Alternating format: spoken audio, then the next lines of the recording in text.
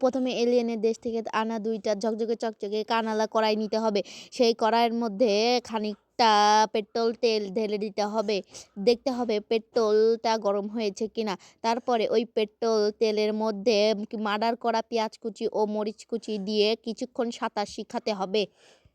দেখতে হবে তারা সাঁতার পারে না, তাই তাদের সাঁতার শিখাবো। এই যে সাঁতার শিখানোর জন্য একটু মাঝে মাঝে নাড়াচাড়া করে দিতে হবে। খানিকক্ষণ এটা নাড়াচাড়া করতে হবে।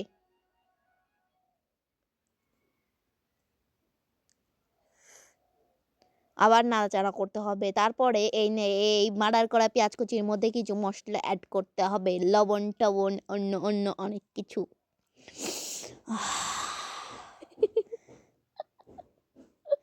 তারপরে এই যে অনেক কিছু দেওয়া লাগবে। তারপরে এই যে আধা মরা হয়ে আসতেছে। আধা মরা হলে এটা আরেকটু নাড়াচাড়া করে এই মরা মশলাগুলো মিশিয়ে নিতে হবে এই পচা ডেড বডির সঙ্গে। তারপরে খাল থেকে আনা কিছু পচা পানি এর মধ্যে অ্যাড করে দিতে হবে। এই যে কাদা-মাদা ঠিক করে দিতে হবে। এই যে পচা পানি।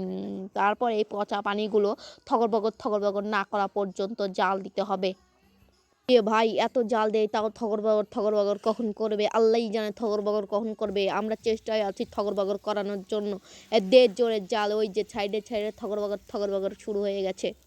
এই যে এখন ফুল থগর বগর করবে। ওয়েট এই যে থগর বগর হয়ে আসলে এর মধ্যে কিছু পচা নুডলস ঢেলে দিতে হবে। এই যে দিয়ে দিলাম পচা নুডলস। এই পচা নুডলসে থাকা মশলাটা দিয়ে দিতে হবে।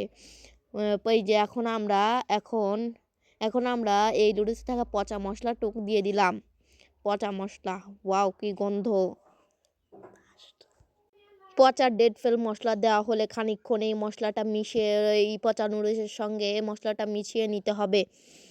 তারপরে এটা পচা নুডলসটা সেদ্ধ হওয়ার জন্য কিছুক্ষণ আবার থগর বগর করে নিতে হবে। খলবল। এই যে পচা নুডলসটা তেমন থগর বগর করতেছে, তার মানে এটা হয়ে গেছে। তারপরে এটা আমাদের মতো ফাটা ডিশে নাবায় নিলেই আপনাদের রেডি হয়ে যাবে এলিয়েনদের খাদ্য, এলিয়েনদের নুডলস। এরকম আজব মার্কা আরও ভিডিও দেখার জন্য আমাদের পাশে থাকবেন। চ্যানেলটা সাবস্ক্রাইব করে লাইক দিয়ে বেল বাটনটি ক্লিক করে দেবেন। ধন্যবাদ।